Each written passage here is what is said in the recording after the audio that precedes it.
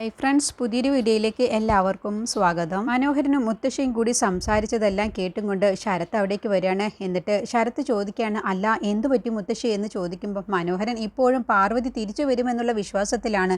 ഇനിയിപ്പോൾ അഥവാ വന്നാൽ തന്നെ ഏത് കോലത്തിലാണ് വരിക എന്ന് പറയാൻ കഴിയില്ലല്ലോ. ആ പ്രേമ തിരിച്ചു വന്നതുപോലെയാണ് പാർവതി തിരിച്ചു വരുന്നതെങ്കിൽ എനിക്ക് നോക്കാൻ കഴിയില്ല എന്ന് ഞാൻ പറഞ്ഞതാണ്. അപ്പോൾ ശരത്ത് പറയണ, അതിനെ പ്രേമേച്ചയെ തട്ടിക്കൊണ്ടുപോയവരല്ലല്ലോ പാർവതി അമ്മയെ തട്ടിക്കൊണ്ടുപോയത്. അത് കേട്ടപ്പോൾ മുത്തശ്ശി അങ്ങ് പോവാട്ടെ. എന്ത് ശരത്ത് നീ പറഞ്ഞത്? അതെങ്ങനെ നിനക്കറിയാം? അല്ല ശി, പ്രേമേച്ചയെ തട്ടിക്കൊണ്ടുപോയവരെ ക്രൂരന്മാരാണ്, അതുകൊണ്ടല്ലേ കണ്ണി കണ്ട മരുന്നുകളൊക്കെ കുത്തിവെച്ചത്. പക്ഷേ പാർവതി അമ്മയെ കൊണ്ടുപോയവർ അങ്ങനെ അല്ല എന്ന് പറയാൻ കാരണം, പ്രേമേച്ചിയെ വിട്ടയച്ചപ്പോൾ അവർ പാർവതി അമ്മയെ അതുപോലെ വിട്ടയക്കില്ലേ? ഇതിപ്പോൾ അവരല്ല, അതുകൊണ്ട് ഞാൻ പറഞ്ഞതാണ്. അപ്പോൾ നീ പറഞ്ഞു വരുന്നത് പാർവതി ഒരു കുഴപ്പവും കൂടാതെ തിരിച്ചു വരുമെന്നാണോ? അതെ അമ്മേ, അങ്ങനെയാണ് എനിക്ക് തോന്നുന്നത്. അല്ല, ഇനിയിപ്പോൾ അങ്ങനെയല്ല വരുന്നതെങ്കിൽ ഞാൻ ഇവിടെ നിൽക്കില്ല, ഞാൻ ഇവിടെ നിന്നും പോവും. അപ്പോൾ മുത്തശ്ശി എവിടേക്കാണ് പോവുക? ഞാൻ നിന്നോടൊപ്പം വരും, നമുക്കൊരു വാടക വീട് എടുക്കാം, എന്നിട്ട് അവിടെ നിന്നോടൊപ്പം ഞാൻ താമസിക്കും. പിന്നെ മുത്തശ്ശി വാടക വീട് കണ്ടുപിടിച്ചിട്ടുണ്ട്. ഇല്ല, അതൊക്കെ നീ കണ്ടുപിടിക്കല്ലോ. ഓ അങ്ങനെ.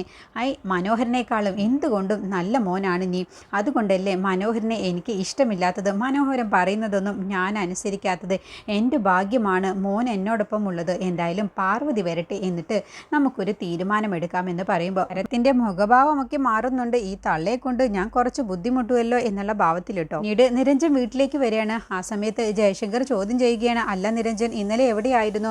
ഞാൻ അമ്മയോടൊപ്പം വീട്ടിലായിരുന്നു.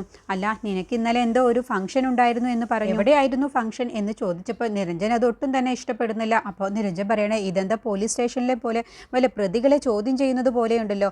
ഓ, ഞാൻ ചോദിച്ചത് നിനക്ക് ഇഷ്ടമായില്ലെങ്കിൽ ഒരേ ഒരു ചോദ്യം മാത്രം ഞാൻ നിന്നോട് ചോദിക്കുകയാണ്. ഇന്നലെ നീ അമ്പലത്തിൽ പോയിരുന്നോ? ഇല്ലല്ലോ, ഞാൻ പോയിരുന്നില്ല. ഇല്ലേ, നീ പോയിരുന്നില്ലേ എന്ന് വീണ്ടും ചോദിച്ചപ്പോൾ ഞാൻ പോയിരുന്നു. അപ്പോൾ നിന്നോടൊപ്പം അമ്പലത്തിൽ വന്നത് ആരായിരുന്നു? എന്നോടൊപ്പം ആരും വന്നില്ലല്ലോ. നീ ഒന്ന് ഓർത്തു നോക്ക്, നിന്നോടൊപ്പം ആരാണ് ഉണ്ട്? ഇല്ല, എന്നോടൊപ്പം ആരും ഉണ്ടായിരുന്നില്ല. അല്ല, നിരഞ്ജൻ അങ്ങനെ തനിച്ചൊന്നും പോവില്ലല്ലോ അമ്പലത്തിലേക്ക്. നിരഞ്ജന് അങ്ങനെ ഒരു ശീലമില്ല. പിന്നെ നിരഞ്ജൻ വെറുതെ നുണ പറയാനൊന്നും നിൽക്കണ്ട. എൻ്റെ കയ്യിൽ വ്യക്തമായ തെളിവുള്ളത് കൊണ്ടാണ് ഞാൻ നിന്നോട് ചോദിച്ചത്. നീ ഇന്നലെ അമ്പലത്തിലും പോയിരുന്നു, നിന്നോടൊപ്പം ഒരു സ്ത്രീയും ഉണ്ടായിരുന്നു. സ്ത്രീയോ? എന്നോടൊപ്പം ഒരു സ്ത്രീയും ഉണ്ടായിരുന്നില്ല. എങ്കിൽ ഞാൻ നിനക്ക് തെളിവ് സഹിതം കാണിച്ചു തരാം എന്ന് പറഞ്ഞ് മാലിനിയും നിരഞ്ജനുമുള്ള ആ ഒരു വീഡിയോ അങ്ങ് കാണിച്ചു കൊടുക്കുക കേട്ടോ. തങ്കച്ചി കൊടുത്തുവിട്ട ആ വീഡിയോ കാണിച്ചു കൊടുക്കുകയാണ്. അതോടുകൂടി നിരഞ്ജൻ അത് ഒട്ടും തന്നെ ഇഷ്ടപ്പെടുന്നില്ല. ഓ, അത് ഇത്രയും പെട്ടെന്ന് ഇവിടെയും എത്തിയോ? അല്ല, നിന്നോടൊപ്പമുള്ള ആ സ്ത്രീ ആരാണ്? അതോ എന്നോടൊപ്പം പഠിച്ച, എൻ്റെ കോളേജിൽ പഠിച്ചിരുന്ന എൻ്റെ ഫ്രണ്ടാണ്. ഞാൻ ഇന്നലെ യാദൃശികമായിട്ട് അമ്പലത്തിൽ വെച്ച് കണ്ടതാണ്. യാദൃശികമായിട്ട് കണ്ടതാണെന്നും നിങ്ങൾ തമ്മിലുള്ള നിൽപ്പ് കാണുമ്പോൾ തോന്നുന്നില്ല.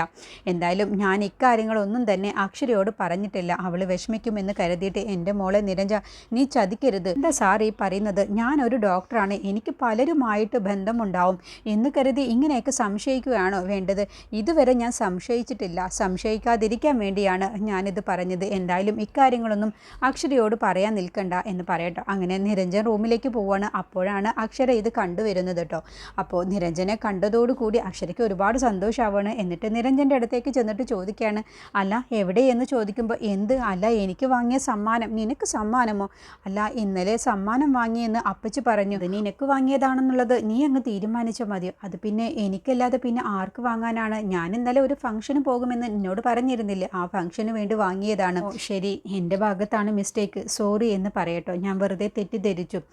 വന്ന ഉടനെ തന്നെ അച്ഛൻ്റെ വകയായിരുന്നു ചോദ്യം ചെയ്യൽ, ഇപ്പം മകളുടെ വകയാണോ ചോദ്യം ചെയ്യലോ? ഞാൻ ചോദ്യം ചെയ്തതല്ല. ഇന്നലെ ഫംഗ്ഷൻ ഉണ്ടായിരുന്നില്ലേ? ആരോടൊപ്പമായിരുന്നു? കണ്ടില്ലേ, വീണ്ടും ചോദ്യം ചെയ്യുന്നു.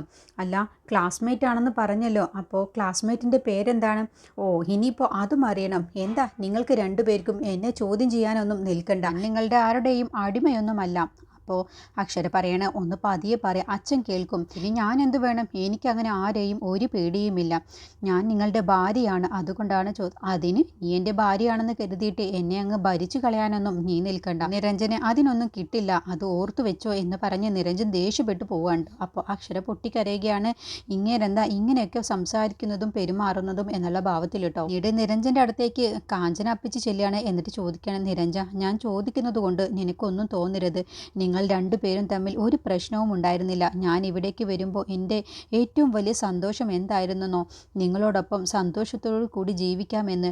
പക്ഷേ നിരഞ്ജ, ഇപ്പോൾ നീ പെരുമാറുന്നത്, അക്ഷരയോട് ദേഷ്യപ്പെടുന്നതും ഇങ്ങനെ ഓരോ കാര്യങ്ങൾ മറച്ചു വെക്കുന്നതും എനിക്ക് അക്ഷര ഒരു പാവമാണ്, അവളെ ഇങ്ങനെ ചതിക്കാൻ നോക്കരുത്. എന്താ അപ്പച്ചി എന്നെ ചോദ്യം ചെയ്യാൻ നിൽക്കുകയാണോ? ഞാൻ ചോദ്യം ചെയ്തതല്ല. എന്താ എന്നെ ചോദ്യം ചെയ്യുക തന്നെയാണ്. ഇതിപ്പോൾ അച്ഛനും മോളുമാണോ എൻ്റെ അടുത്തേക്ക് പറഞ്ഞു വിട്ടത്? അയ്യോ, അവർ രണ്ടുപേരുമല്ല, എൻ്റെ സ്വയം ഇഷ്ടത്തിന് ഞാൻ ചോദിച്ചതാണ്. നിരഞ്ജ, അക്ഷര ഒരു പാവമാണ്, അവളെ നീ ചതിക്കാൻ നിൽക്കരുത്. നിരഞ്ജ പറയണേ, എന്നെ അനുസരിക്കുന്ന ഒരു ഭാര്യയാണ് എനിക്ക് ആവശ്യം, അല്ലാതെ എന്നെ ചോദ്യം ചെയ്യുന്ന ഒരാളെ എനിക്ക് ആവശ്യമില്ല. പിന്നെ ആദ്യം ഈ വീട്ടിൽ സ്വസ്ഥതയും സമാധാനം ഉണ്ടാവണമെങ്കിൽ ആദ്യം ഇവരൊക്കെ എന്നെ ഈ ചോദ്യം ചെയ്യുന്നതും എന്നെ സംശയിക്കുന്നതും ഒന്ന് നിർത്താൻ പറ. എൻ്റെ ഭാഗത്ത് ഒരു തെറ്റുമില്ല എന്നുള്ളത് എനിക്കറിയാം. പിന്നെ എന്തിനാണ് അങ്ങോട്ട് തിരിഞ്ഞാലും ഇങ്ങോട്ട് തിരിഞ്ഞാലും എന്നെ വെറുതെ സംശയിക്കുന്നത്? അതാദം നിർത്തിയാൽ തന്നെ ഈ വീട്ടിലെ പ്രശ്നങ്ങളെല്ലാം ഇല്ലാതാവും. ഇനി എനിക്ക് നിങ്ങളോട് സംസാരിക്കാനും താല്പര്യമില്ല, എനിക്ക് കേൾക്കാനും താല്പര്യമില്ല എന്ന് പറഞ്ഞ് നിരഞ്ജൻ കാഞ്ചനയോടും ദേഷ്യപ്പെട്ടു പോവുകയാണ്. പിന്നീട് ജയശങ്കറും സ്വാമിയും കൂടി നിരഞ്ജൻ്റെ അമ്മയുടെ അടുത്തേക്ക് ചെല്ലുകയാണ്. എന്നിട്ട് കാര്യങ്ങളൊക്കെ സംസാരിക്കുകയാണ്. ഞാൻ പറയുന്നത് എൻ്റെ ഗതികേട് കൊണ്ടാണ്, പക്ഷേ അമ്മ ഇങ്ങനെ തനിച്ച് താമസിക്കുന്നത് കൊണ്ട് നിരഞ്ജൻ ഇടയ്ക്കിടയ്ക്ക് അമ്മയെ കാണാൻ വരാൻ തോന്നും. അതിൽ എനിക്ക് തടസ്സം പറയാനും കഴിയില്ല. അതുകൊണ്ട് നിങ്ങൾ ഒരു കാര്യം ചെയ്യണം, ഒരിക്കലും നിരഞ്ജനെ രാത്രിയിൽ ഇവിടെ നിർത്താൻ സമ്മതിക്കരുത്. നിരഞ്ജനെ വീട്ടിലേക്ക് തന്നെ പറഞ്ഞു വിടാൻ നിങ്ങൾ ശ്രമിക്കണം. നിങ്ങളോട് ഇങ്ങനെ വന്ന് പറയുന്നത് കൊണ്ട് എനിക്ക് നല്ല ബുദ്ധിമുട്ടുണ്ട്, എൻ്റെ അവസ്ഥ അങ്ങനെ ആയതുകൊണ്ടാണ്. അതുകൊണ്ട് നിരഞ്ജൻ കഴിയുന്നതും ഇവിടെ വരാനുള്ളത് കഴിയുന്നതും ഒഴിവാക്കണം. അമ്മയെ കാണാൻ വരാൻ പാടില്ല എന്നൊന്നും എനിക്ക് പറയാൻ കഴിയില്ല. അതുകൊണ്ട് നിങ്ങൾ തന്നെ ഇത് സൂക്ഷിച്ച് കൈകാര്യം ചെയ്യണം. അപ്പോൾ സ്വാമി പറയാണ്, അല്ല, നിങ്ങൾക്ക് സഹായത്തിന് ഒരു സ്ത്രീ വരുന്നുണ്ട് എന്നല്ലേ പറഞ്ഞത്? അവരോട് സ്ഥിരമായിട്ട് ഇവിടെ നിൽക്കാൻ വേണ്ടി പറയണം. അതൊക്കെ ഞാൻ പറഞ്ഞുകൊണ്ട്. അല്ല, അങ്ങനെ പറയുന്നത് മറ്റൊന്നും കൊണ്ടുമല്ല. അമ്മ തനിച്ചാണെന്ന് അറിഞ്ഞാൽ നിരഞ്ജൻ ഉറപ്പായും ഇവിടേക്ക് താമസം മാറും. പിന്നെ അക്ഷരയും ഇവിടേക്ക് വരും. അതോടുകൂടി പിന്നെ സാറ് അവിടെ തനിച്ചാവും. സാറിന് സുഖമില്ലാത്തതാണെന്നുള്ളത് നിങ്ങൾക്ക് അറിയാവുന്നതല്ലേ? അതുകൊണ്ടാണ് സാർ ഇങ്ങനെയൊക്കെ ഇവിടെ വന്ന് പറയുന്നത് എന്ന് പറഞ്ഞിട്ടാണ് കേട്ടോ പോകുന്നത്. അപ്പോൾ നിരഞ്ജൻ്റെ അമ്മ പറയുന്നുണ്ട്, ഞാനായിട്ട് ഒരിക്കലും നിരഞ്ജനെ ഇവിടെ നിർത്തില്ല, ഞാൻ അതൊക്കെ ശ്രദ്ധിച്ചോളാം, ഞാനായിട്ട് ഒരാൾക്കും ഒരു ബുദ്ധിമുട്ടും ശല്യവും വരുത്തില്ല എന്നൊക്കെ പറഞ്ഞ ശേഷം ജയശങ്കറും സ്വാമിയും കൂടി പോവുകയാണ്. എന്നിട്ട് ജയശങ്കർ സ്വാമിയോട് പറയുകയാണ്, മാലിനി, ഇതാണ് ഞാൻ പറഞ്ഞ ആളെ, മാലിനി ഡോക്ടറാണ്. ഇവരെക്കുറിച്ചുള്ള എല്ലാ കാര്യങ്ങളും ആരും അറിയാതെ നിങ്ങൾ അന്വേഷിക്കണം. എവിടെയാണ്, എന്താണ് ഇവരുടെ ഉദ്ദേശം എന്നുള്ളതും ഇവർക്ക് ആരൊക്കെ ഉണ്ട് എന്നുള്ളതെല്ലാം സ്വാമി രഹസ്യമായിട്ട് അന്വേഷിച്ച് എന്നോട് പറയണം. സ്വാമി പറയണ, ഞാനറിയുന്ന നിരഞ്ജൻ സാർ ഒരിക്കലും തെറ്റ് ചെയ്യില്ല എന്നുള്ളത് എനിക്കറിയാം. പക്ഷേ ആണിൻ്റെ മനസ്സല്ലേ, എപ്പോഴാണ് മാറുക എന്നൊന്നും പറയാൻ കഴിയില്ല. എങ്കിലും സാറിന് ഞാൻ വാക്കു തരുന്നു, ഈ മാലിനി ആരാണെന്നുള്ളത് ഞാൻ ചെവി അറിയാതെ അന്വേഷിച്ച് ഇതിനുള്ള പരിഹാരം ഞാൻ ചെയ്തിരിക്കും എന്ന് പറഞ്ഞാണ് കേട്ടോ സ്വാമി പോകുന്നത്. സ്വാമി നേരെ പോകുന്നത് തങ്കച്ചിയുടെ അടുത്തേക്കാണ്. എന്നിട്ട് ജയശങ്കർ പറഞ്ഞ കാര്യങ്ങളൊക്കെ സ്വാമി പറയട്ടോ. അപ്പോൾ അക്ഷര ഇതുവരെ ഇതൊന്നും അറിഞ്ഞിട്ടില്ല. ഇല്ല, അക്ഷരയെ അറിയിച്ചിട്ടില്ല. എങ്കിൽ അക്ഷരയെ അറിയിക്കണമല്ലോ, എന്നാലല്ലേ ഒന്ന് കൊഴുക്കുകയുള്ളൂ. അപ്പോൾ അത് വേണ്ട, പാവമല്ലേ, അത് അറിയിക്കേണ്ട എന്ന് സ്വാമി പറയുമ്പോൾ, അത് പറ്റില്ല, ഞാൻ അവരുടെ ശത്രുവാണെന്ന് പറഞ്ഞിട്ട് പിന്നെ എന്ത് കാര്യമാണുള്ളത്? അക്ഷര ഈ കാര്യങ്ങളൊക്കെ അറിയണം, എന്നാലല്ലേ ഞാൻ വിചാരിച്ചതുപോലെ കാര്യങ്ങളൊക്കെ നടക്കും. അത് വേണോ? ഇപ്പം തന്നെ സാറ് വല്ലാത്ത ടെൻഷനിലാണ്. ഇനിയിപ്പോൾ ആ പാവം പിടിച്ച അക്ഷരയെ കൂടി അറിയിക്കണം, അതൊക്കെ അറിയിക്കണം. ഇത് സ്വാമി പറയണ്ട, ഞാൻ തന്നെ പറഞ്ഞോളാം എന്ന് പറഞ്ഞ് അക്ഷരയുടെ ഫോണിലേക്ക് തങ്കച്ചി വിളിക്കുകയാണ് കേട്ടോ. എന്നിട്ട് ചോദിക്കുകയാണ്, എന്താ മോളെ, നിനക്ക് സുഖമില്ല? ഓ, തങ്കച്ചിയുടെ കോള് കാണുമ്പോൾ തന്നെ അക്ഷരയ്ക്ക് ദേഷ്യം പിടിക്കുന്നുണ്ട്. എന്തിനാണാവോ ഇനിയിപ്പോൾ ഈ സ്ത്രീ വിളിക്കുന്നത് എന്നുള്ള ഭാവത്തിലാണ് കേട്ടോ ഫോൺ എടുക്കുന്നത്. അപ്പോൾ എന്താ സുഖമല്ലേ എന്ന് ചോദിക്കുമ്പോൾ, ഇതുവരെ എനിക്കിപ്പോൾ അസുഖമൊന്നുമില്ല. എന്താണാവോ വിളിച്ചത്?